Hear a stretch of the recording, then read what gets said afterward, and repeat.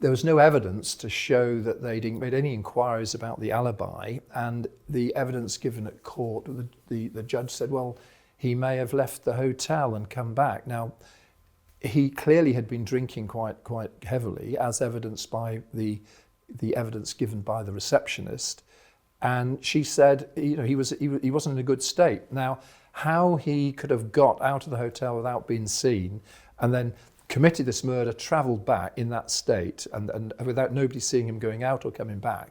There was no forensic, there were no checks to check. Did he go out the fire exit? Also, by the time the police were on the case, all CCTV, if it existed, had disappeared.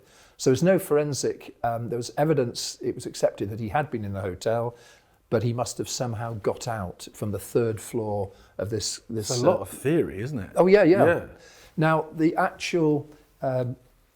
the scene where Clive had been staying for a few months beforehand, the flat belonged to a family friend who had moved out with, I think, his girlfriend to her place. So Clive had the run of the place of this flat in Rotherhithe.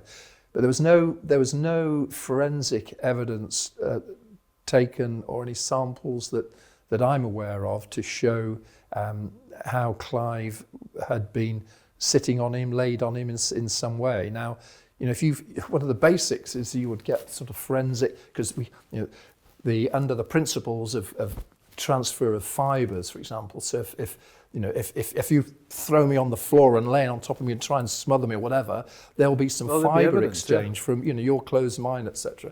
So there's no evidence of any of that at all. So there's no forensic links whatsoever. So it's circumstantial evidence that's basically convicted him. Unfortunately, because he didn't give his own explanation, and because the prosecution made out that he was this trained killer, that was their sign that he was trained in this technique of silently killing somebody, this Birkin thing, which has been totally refuted by people that worked with him in this surveillance